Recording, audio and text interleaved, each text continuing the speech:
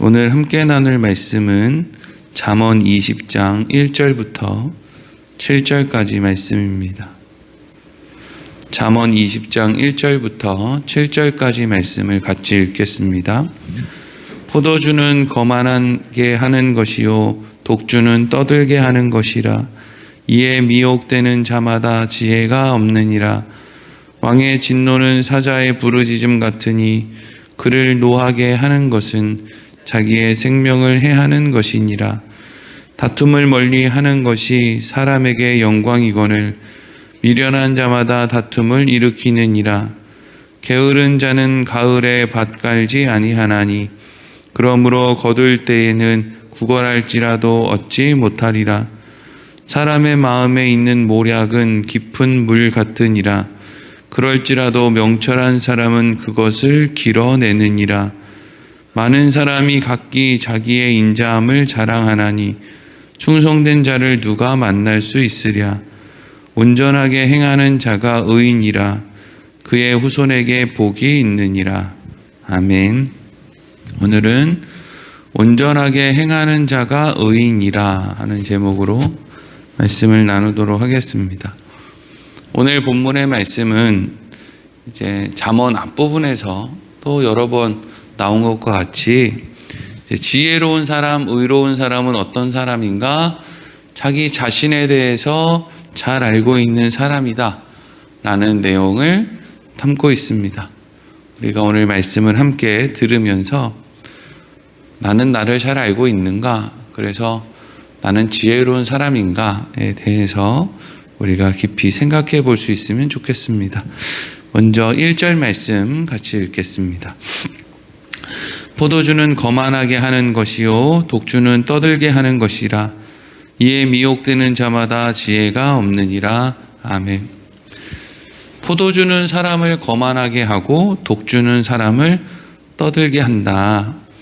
이렇게 포도주나 독주에 미혹이 되는 사람들은 지혜가 없는 사람이다 라는 말을 하고 있죠.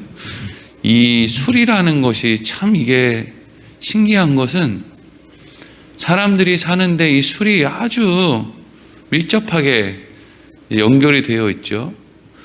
이렇게 TV 같은 거, 뉴스 같은 걸 보면은요, 막 가난한 나라에 혹은 또 어떤 나라에 막 노숙자들, 막 어렵게 사는 사람들, 이런 사람들 보면은 밥은 굶는데 항상 손에 보면 술병이 들려 있는 걸 이렇게 봐요.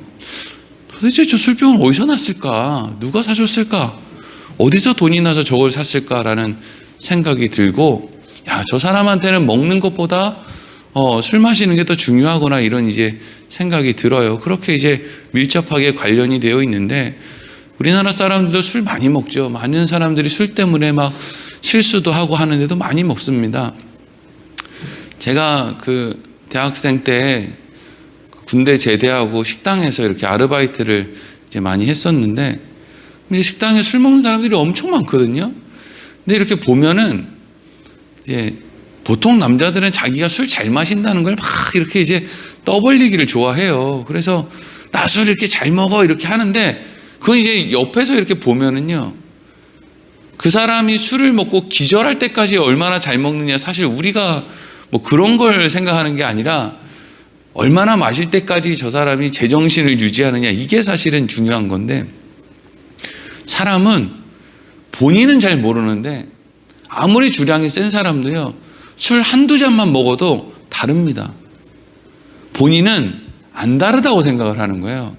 에이, 그거 뭐 술 한 잔 먹은 것 같고, 에이, 그거 뭐 술 두 잔 먹은 것 같고, 그래가지고 이제 음주운전 하다 보면 이렇게 음주 측정할 때 한 잔밖에 안 먹었어요 이러고 하는데도 이렇게 측정하면 다 걸리거든요. 그런데 이게 꼭 음주 측정을 해서 그런 게 아니라 술 한 잔만 먹어도요, 나는 괜찮다고 하는데, 나는 아무렇지 않다고 하는데 그건 본인 생각이고요. 옆에 있는 사람은 그 사람이 술 한 잔만 먹어도 저 사람 술 먹었네, 술 먹으니까 말이 많아졌네, 술 먹으니까 뭐가 어떻게 됐네, 이게 눈에 보인단 말이죠. 자기만 몰라요, 자기만. 심지어 어떤 사람은 고주망태가 됐는데도 그래서 막 그 지구대 같은 데 가서 고래고래 소리를 지르면서 그 난동을 피우면서도 계속 뭐라고 이야기를 하느냐. 나 안 취했어. 나 나 안 취했다고 막 이러면서 이제 소리를 고래고래 지르죠. 그리고 나서 다음날 술 깬 다음에는 또 제정신 돌아오면 또 민망해가지고 또 그렇게 아유 내가 술을 끊어야지 막 또 이런단 말이죠. 그러니까 이 1절 말씀은 지금 뭘 이야기하는 거예요? 사람이 자기가 술을 먹으면 어떻게 되는지를 모른다는 거예요. 그러니까 여러분, 지혜로운 사람은 난 주량이 뭐 몇 병이 나의 주량이야, 이걸 아는 게 지혜로운 사람이 아니라, 지혜로운 사람은 나는 술을 한 잔만 먹어도 나는 달라져, 나는 안 다르다고 생각하는데 실제로는 달라지는 거야 라는 것을 아는 사람, 나에 대해서 아는 거죠. 그것을 아는 사람이 지혜로운 사람이다 하는 거예요. 미련한 사람은 괜찮아 이 정도는 괜찮아 이러면서 자기의 생명과 시간을 점점 앗아가는 데 마음을 두는 사람이고, 지혜로운 사람은 아니야 난 달라져, 나 그거 감당할 수 없어 라는 것을 잘 알고 있는 사람, 이런 사람이 지혜로운 사람이죠. 또 2절 읽겠습니다. 2절 시작. 왕의 진노는 사자의 부르짖음 같으니 그를 노하게 하는 것은 자기의 생명을 해하는 것이니라. 아멘. 왕이 막 진노를 해요. 사람이 살면서 그렇게 진노라는 말을 쓸 정도로 화가 나는 일은 사실 그렇게 없거든요. 뭐 이렇게 뭐 짜증이 날 수도 있고 뭐 잠깐 화가 날 수도 있고 하지만, 이렇게 막 사자의 부르짖음 같은 진노를, 그것도 한 나라의 왕이, 이 근엄하게 있어야 되는 왕이 사자가 부르짖는 것 같이 이렇게 진노하게 되는 것은 사실은 그렇게 흔한 일은 아니죠. 근데 이 왕은 도대체 왜 이렇게 화가 난 거예요? 누군가가 그를 노하게 했기 때문이래요. 주위에 있는 어떤 사람이 그 왕이 가지고 있는 어떤 힘을 생각하지 않고 그 왕을 화가 나게끔 그렇게 만들었다는 거예요. 근데 사람은 어떨 때, 잠깐 짜증나고 화나는 거 말고 어떤 때에 이렇게 진노를 하게 되냐면요, 내가 뭘 잘못했는지를 끝까지 모를 때. 그러니까 왕이 이러는 거죠. 너 지금 네가 뭐 잘못했는지 알지? 너 말이야, 너 때문에 지금 우리나라가 얼마나 손해가 막심한지 알지? 너 때문에 백성들이 얼마나 힘든지 알지? 그렇게 이야기를 하면 이 신하가 맞습니다, 임금님. 제가 죽을 죄를 지었습니다. 제가 좀 더 지혜롭게 해야 되는데, 좋은 사람들과 같이 일을 해야 되는데 제가 이렇게 소란을 많이 끼쳤습니다. 잘못했습니다. 용서해 주세요. 이러면 뭐 처벌을 받을 수도 있고 왕으로부터 욕을 먹을 수도 있는데, 이 일을 가지고 막 왕이 진노로 막 사자와 같이 울부짖으면서 진노하지 않는단 말이에요. 말이 통하면, 내가 무슨 얘기를 하는지 상대방이 알면 그렇게까지 화가 안 나요. 그냥 죄송합니다 이러면, 아이 그래 알기는 아는구나, 요것만 해도 되거든요. 근데 언제 화가 이렇게 진노할 정도로 화가 나느냐? 도무지 말귀를 못 알아듣는 거예요. 도무지 본인이 잘못했습니다 해야 되는 상황에서 오히려 더 막 화를 내고 말이죠. 이러면 이제 상대방으로 하여금 사자가 부르짖음 같은 노를 바라게 되는 거죠. 근데 문제는 왕이 힘이 있다는 거예요. 그냥 부부간에 뭐 상대방 좀 화나게 하고 막 이렇게 말고 이런 게 아니라, 왕은 나의 생명을 빼앗아 갈 수 있는, 그것도 아주 합법적으로 나의 생명을 빼앗아 갈 수 있는 힘이 있다는 거죠. 그러니까 결국에는 어떤 사람이 왕의 진노를 유발시키는 거예요? 지금 자기가 무슨 말을 하는지 모르는 사람. 내가 지금 하는 이 말이 내 생명을 단축시키고 있다는 것을 모르는 사람. 내가 무슨 말을 하면 저 사람이 진노할 거라는 것을 도무지 모르고 있는 사람. 이런 사람들 어리석은 사람이죠. 사람과 대화를 하면, 아, 저 사람이 나를 생각해서 대화를 하고 있구나, 혹은 저 사람은 나를 생각하지 않구나 라는 것을 얼마든지 아는 사람이 있는데, 어떤 사람들은 잘 모릅니다. 또 3절 말씀 읽어보겠습니다. 시작. 다툼을 멀리하는 것이 사람에게 영광이거늘 미련한 자마다 다툼을 일으키느니라. 아멘. 어렸을 때는 잘 다툽니다. 너 나보다 세? 너 나랑 한번 붙어볼래?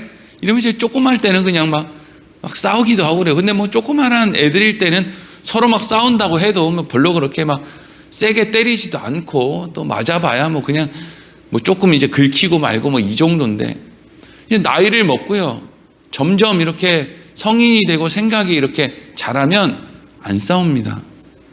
유치하게 어른들이 너 내 주먹 한번 얼마나 센지 한번 해볼래? 이렇게 안 한다고요. 왜요? 그게 나중에는 나한테 손해라는 걸 이제 알거든요. 그럼 뭐 사람 한 번 이제 잘못 밀치면 한 대 이렇게 쥐어 박으면 어떻게 됩니까? 그게 그냥 넘어가요? 금방 경찰서에 이게 뭐 연락이 들어가고 뭐 이만저만해 나중에는 돌고 돌아서 나를 아주 힘들게 하거든요. 그래서 지혜가 있는 사람, 어느 정도 생각이 있는 사람은 분명히 상대방이 잘못했음에도 불구하고 상대방이 막 다투려고 덤빌 때 지혜로운 사람은 어떻게 해요? 피합니다. 이게 지혜로운 사람이죠. 그리고 살아보니까 내가 지금 저 사람이랑 막 다툴 정도로 막 의견을 이렇게 누구 말이 맞냐고 막 이렇게 다투다가 나중에 시간이 지났는데 내가 틀렸네 라는 경험도 얼마든지 할 수 있거든요. 이게 맨날 나만 옳은 게 아니란 말이에요. 생각해 보면 저 사람이 뭐 전혀 틀린 이야기가 아니었네 라는 것을 물론 뭐 바로 깨달을 수 있으면 좋겠지만 대부분 사람들은 그때 당시에는 내가 옳다고 생각하니까 다투거든요. 근데 시간이 지나면 그때 내가 옳지 않았구나, 내가 편들었던 사람이 별 볼 일 없었구나 라는 것을 또 깨닫는 때가 온단 말이에요. 그러면 그런 경험들이 쌓이면 지혜로운 사람은 어떻게 합니까? 다툼을 멀리하죠. 피하는 지혜를 배우는 거죠. 근데 미련한 사람은 어떻게 한다는 거예요? 여전히 모르는 거예요. 이 다툼이 나에게 어떤 손해를 가지고 올지, 내가 과거에 어떻게 실수를 한 일이 있는지, 나는 어떻게 온전하지 않은지 라는 것을 전혀 모르는 거죠. 손뼉도 마주쳐야 소리가 나는 건데 다툼은 그냥 일어나겠습니까? 나와 저 사람이 비슷하니까 거기서 다툼이 일어나는 거죠. 지혜로운 사람은 다투지 않는다. 미련한 사람은 다툼을 일으킨다는 거죠. 또 4절 말씀 또 읽겠습니다. 시작. 게으른 자는 가을에 밭 갈지 아니하나니 그러므로 거둘 때에는 구걸할지라도 얻지 못하리라. 아멘. 게으른 사람이 있어요. 게으른 사람. 근데 이 게으른 사람이, 다른 사람은 다 가을에 밭을 갈아요. 이스라엘은 9월에서 10월에 밭을 갈고 또 한 11월쯤에 씨를 뿌려서 다음에 봄 4월에서 5월 사이에 그때 이제 열매를 거두면 그걸 추수합니다. 그러니까 그 시기에 밭을 갈아서 씨를 뿌리고 그리고 이제 열매를 거두는 그런 농사를 이제 지어야 되는데, 근데 이 사람이 뭐라고 이야기를 하느냐? 난 밭 안 갈 거야. 나 너무 추워. 나 이거 안 할래. 하기 싫어. 니네도 하지 마. 니네도. 뭐 이렇게 힘든데 이걸 해. 참 이거 하다 죽겠다. 이거 해서 열매 만들기 전에 이거 하다 죽겠어. 이러면서 이제 게으른 사람이 밭을 갈지 않을 뿐만 아니라 4절 말씀 뒷부분에 뭐라 그래요? 거둘 때에 구걸할지라도 얻지 못한다 그러죠. 말이라도 안 하면 그냥 나 몸이 좀 안 좋아서 일을 못 하겠어.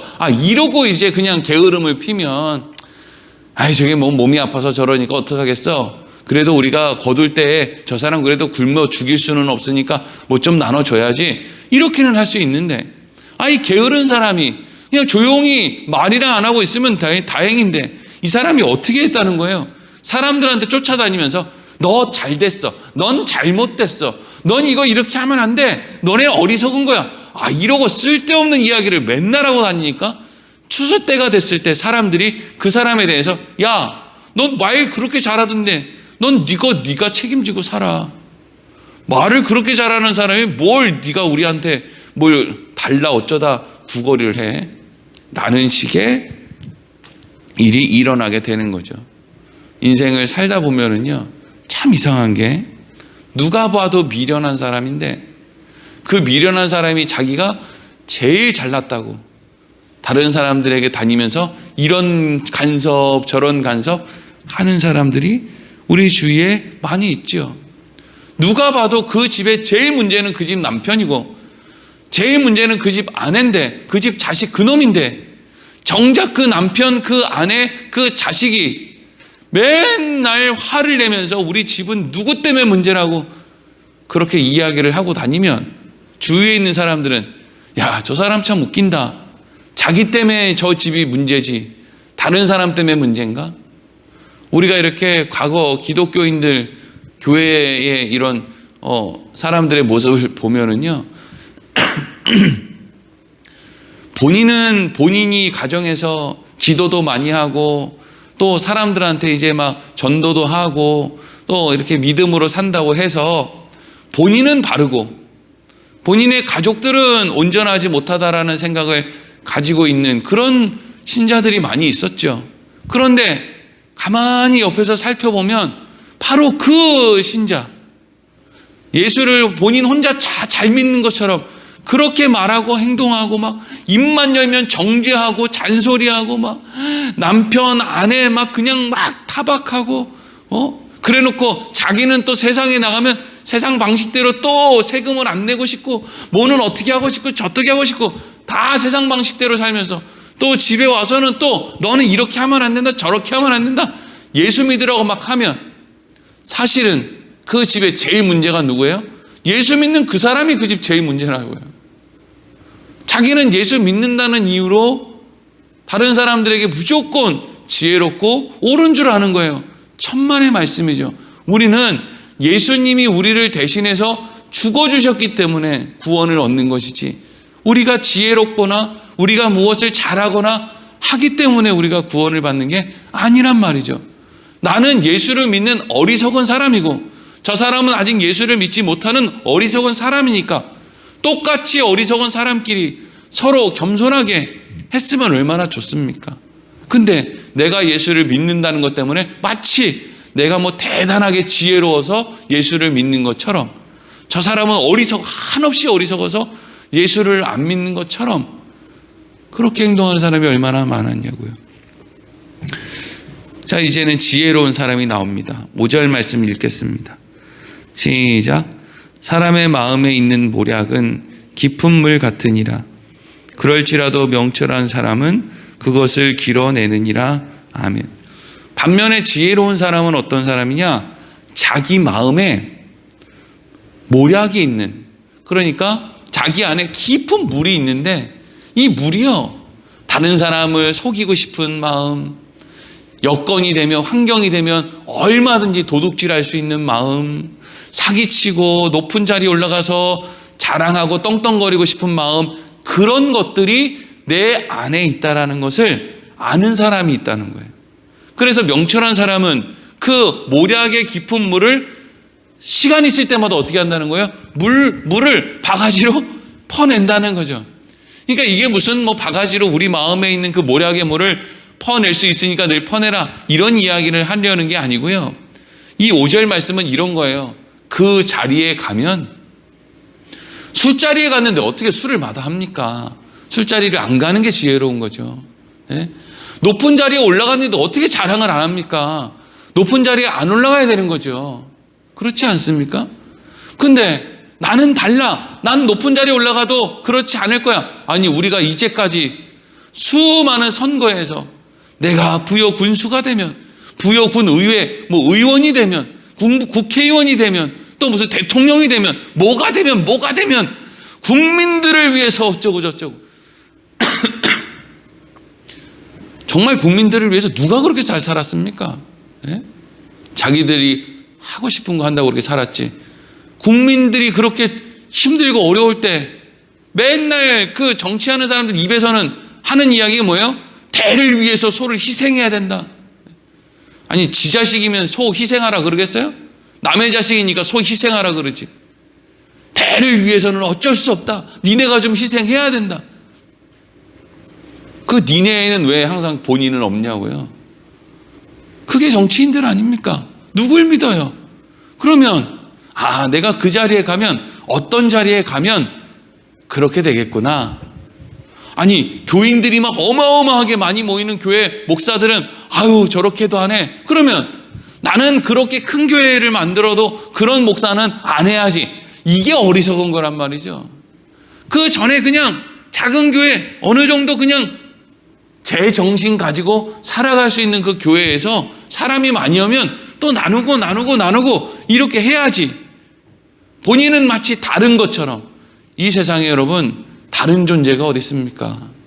다 똑같아요. 그 자리 가면 다 똑같고요. 남 주기 싫고요.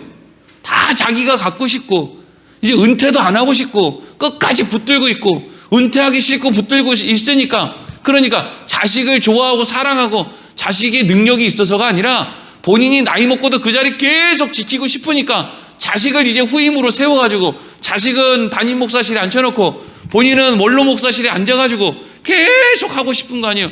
그 욕망을 저라고 다르겠습니까? 저도 우리 교회가 그냥 어마어마한 그런 규모를 가지고 있으면 그 뭐 아들 세 놈 중에 한 놈 시켜가지고 너 그거 해라 그래 놓고 그냥 늙어 죽을 때까지 그냥 그러고 있을 거 아니에요. 어떻게 그 자리에 갔는데 그걸 안 하겠어요. 그 자리에 가지 않는 게 우리 마음 안에 있는 모략의 깊은 물을 퍼내는 거죠. 사실은 그 자리에 가서 안 한다는 건 말이 안 되는 거예요. 지혜로운 사람은 안 가는 거예요. 그 자리에. 아유 내가 이 세상이 몇 년이라고 내가 몇 년이나 산다고 좀 있으면 주님 다시 만날 건데 내가 주님 만날 때 내가 왜 그렇게 이거 뭐 지금 뭐 굶어 죽는 것도 아니고 뭘 그렇게까지 해. 아유 얼마나 지혜로운 생각이에요. 그리고 6절 읽겠습니다. 시작. 많은 사람이 각기 자기의 인자함을 자랑하나니 충성된 자를 누가 만날 수 있으랴. 아멘. 참 이 6절 말씀 재밌지 않습니까? 사람들이 다 뭐라 그래요? 난 인자해. 나같이 인자한 사람이 어디 있어? 다 자기 인자하다는 거예요. 나 성격 좋아. 나 같은 사람 없어. 난 한다면 하는 사람이야. 막 이러면서 막 자기가 어떤지 난 얼마나 부지런하고 성실하고 난 얼마나 지혜롭고 이걸 뭐 막 그냥 드러낸다는. 근데 정작 뭐라고 돼 있어요? 충성된 자를 누가 만날 수 있을까? 이게 뭐예요? 전부 입만 열면 이게 거짓말을 하려고 그러는 게 아니라 사람들이 그만큼 자기 자신을 모르는 거예요. 자기 자신을 모르니까 자기가 이렇게 인자하다고 자랑할 수 있는 거예요.